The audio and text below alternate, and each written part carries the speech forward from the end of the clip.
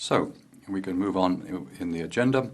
The next debate is on India and the situation in Manipur. I give the first of all, I give the floor to Sven Zeman as one of the authors.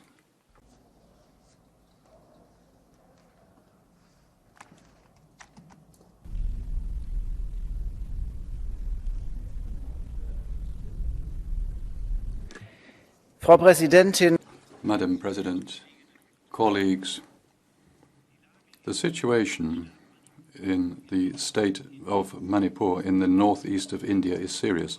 Since May, in demonstrations between two population groups, the mainly Hindu Meitei and the mainly Christian Kuki, over 120 people were killed. Over 50,000 people are fleeing. Over 250 churches, theological institutions, Christian schools and hospitals have been burnt down without the perpetrators being prevented by the local authorities.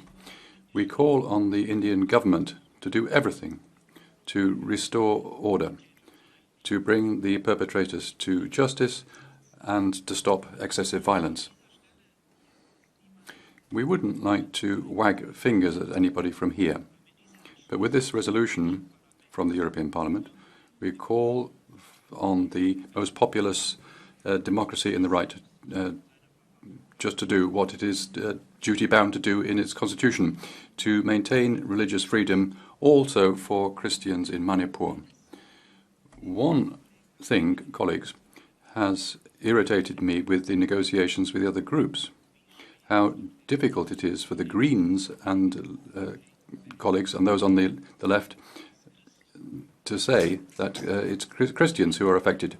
They wriggle with platitudes about discrimination and religious intolerance, and they can't state what is obvious.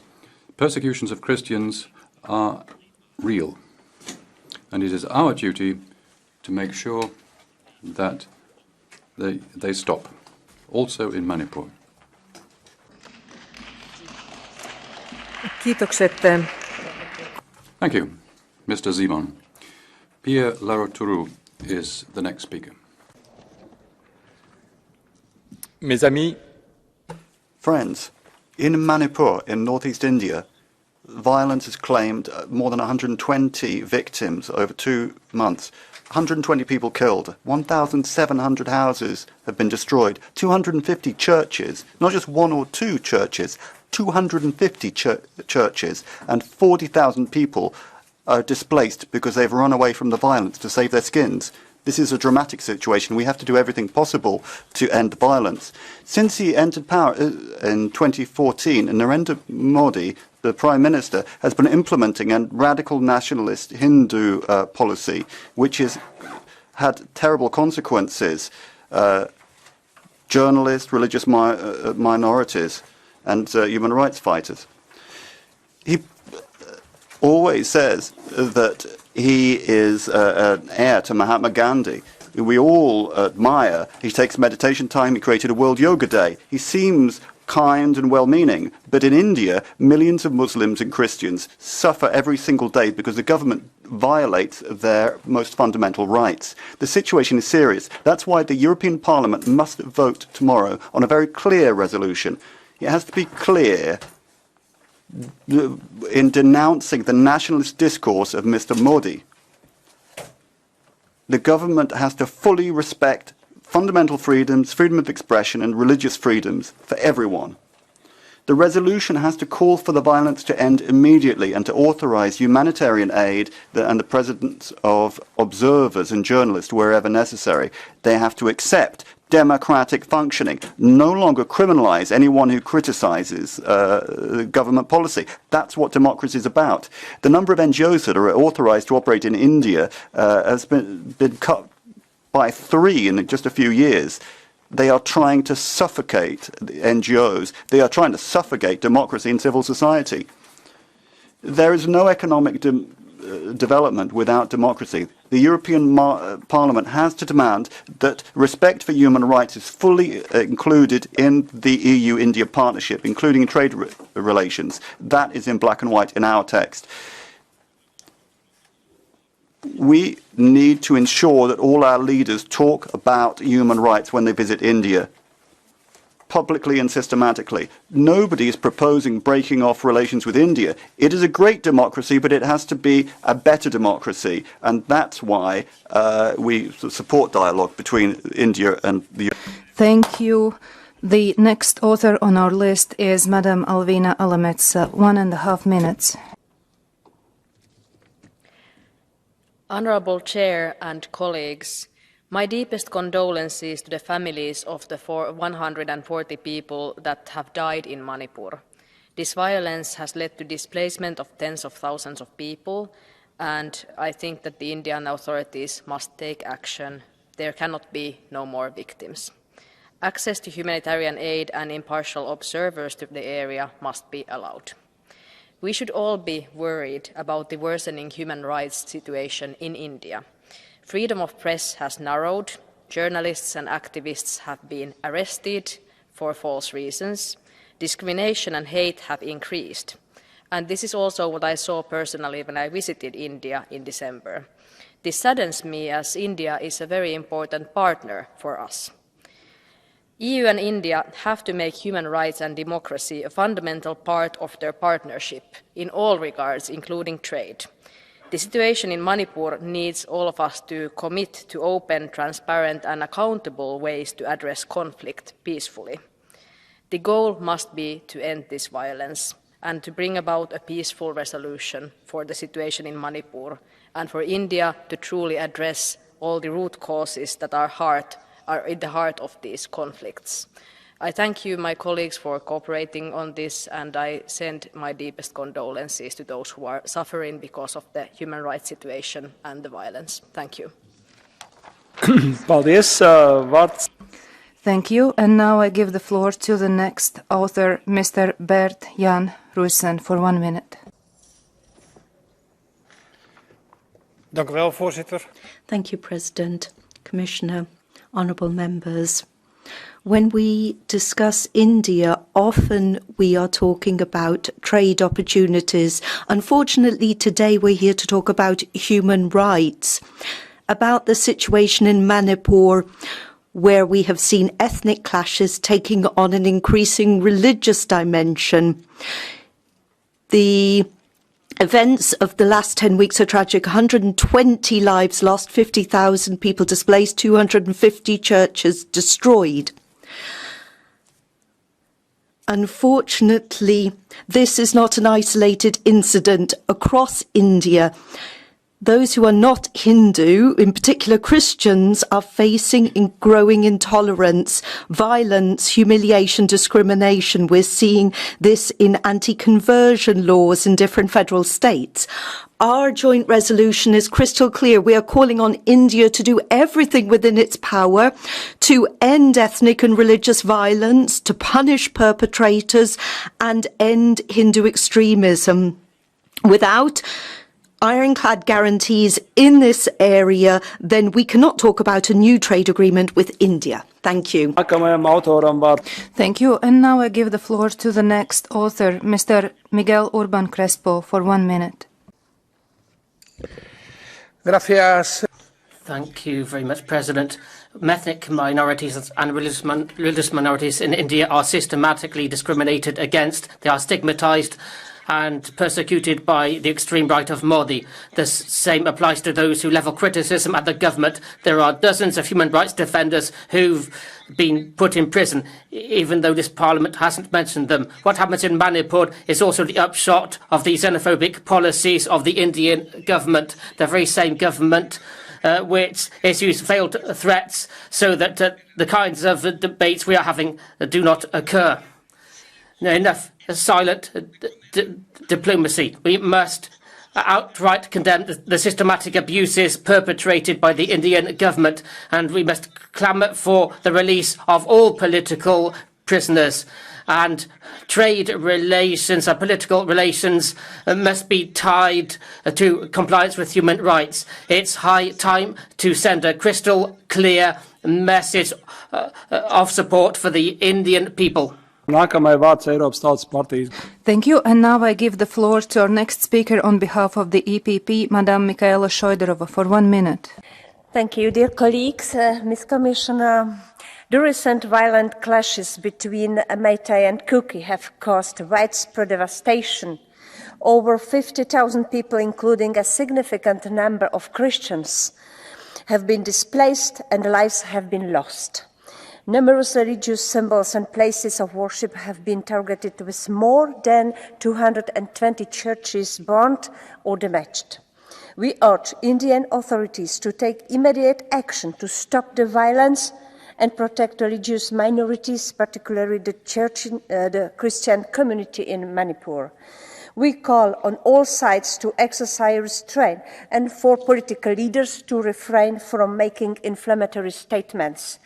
They should impartially mediate tensions and reject any nationalistic rhetoric.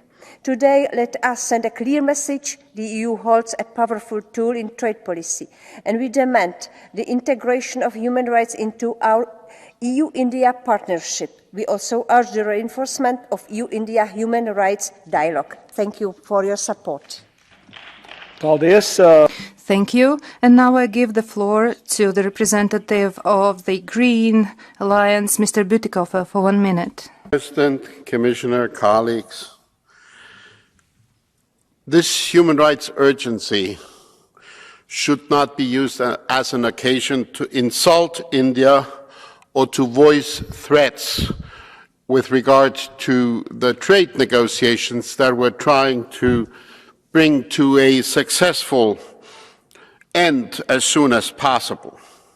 This is about specific human rights issues, and I think it is right to say that we have common ground with India in that regard, and that we should reinforce, as the resolution says, the EU-India human rights dialogue, and in particular I would underscore the sentence that says there should be regular dialogue organized between the European Parliament and the Parliament of India.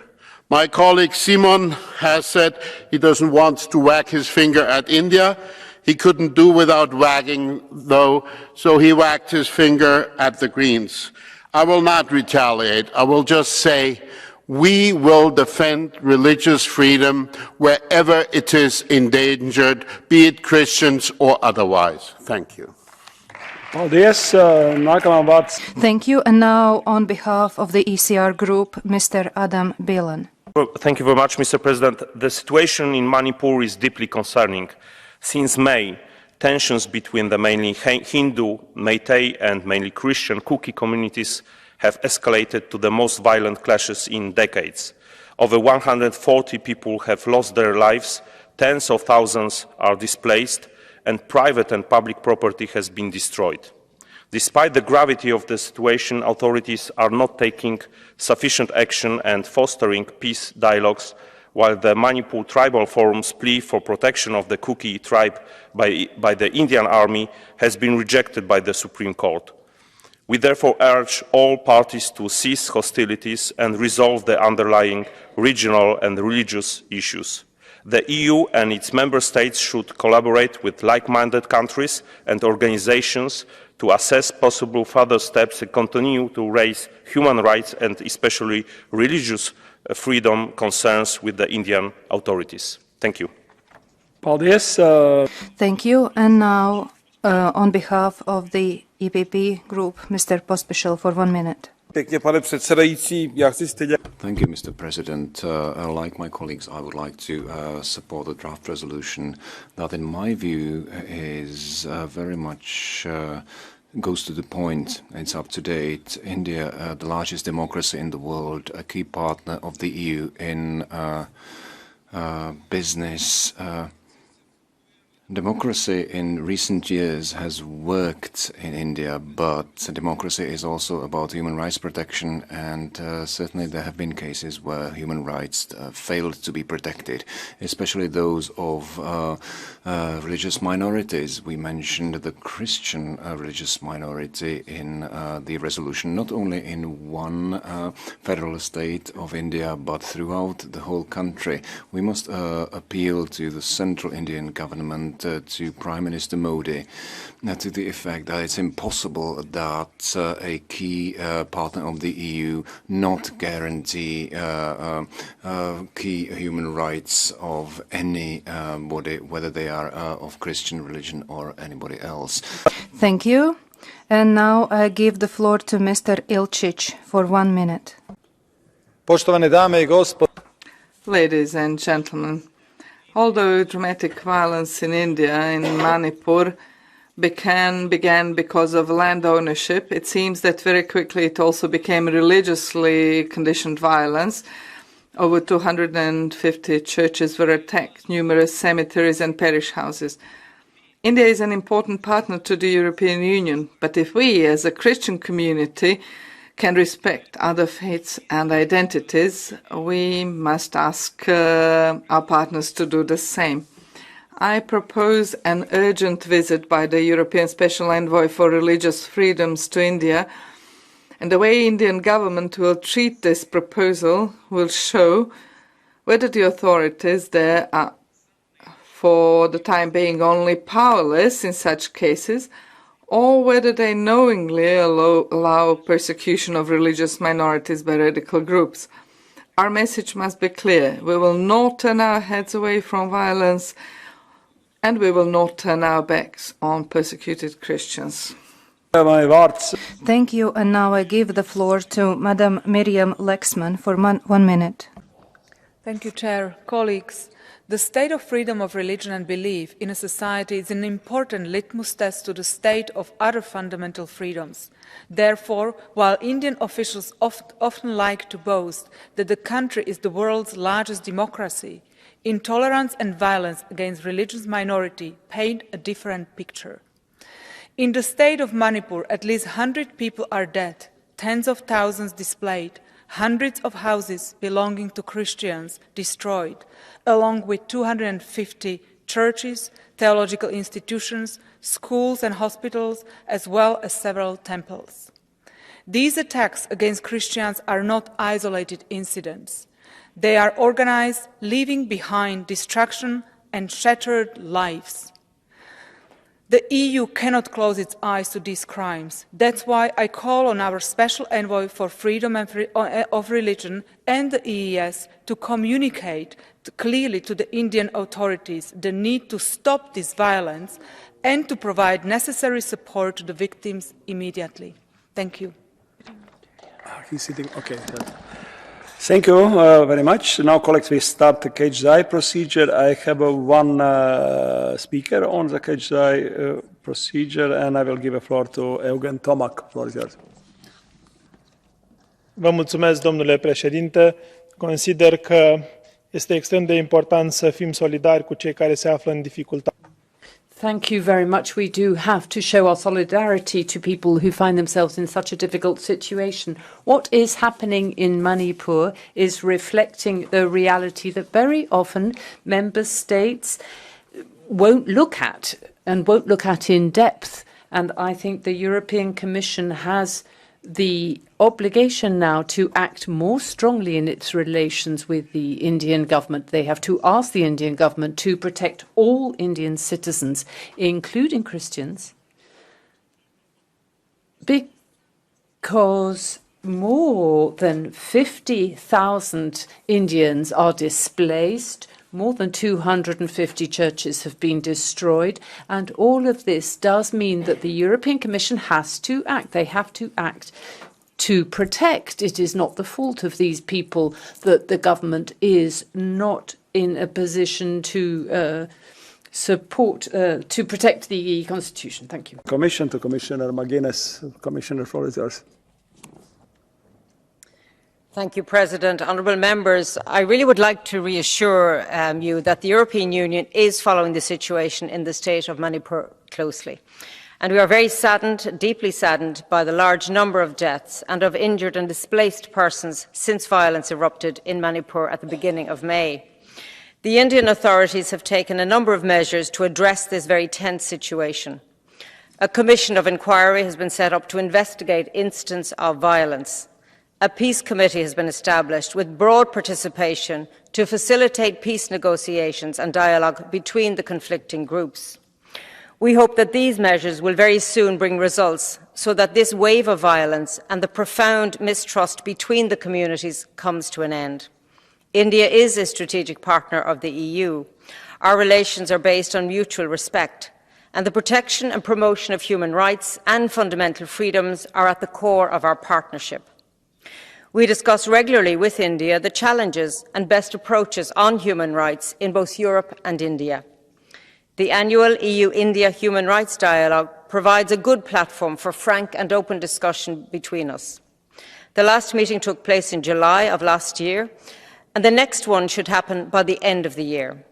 The EU is ready to support our Indian friends, if requested, in their efforts towards rebuilding peace and trust between the different groups in Manipur. Thank you. Thank you very much, Commissioner. Kolēģi, esmu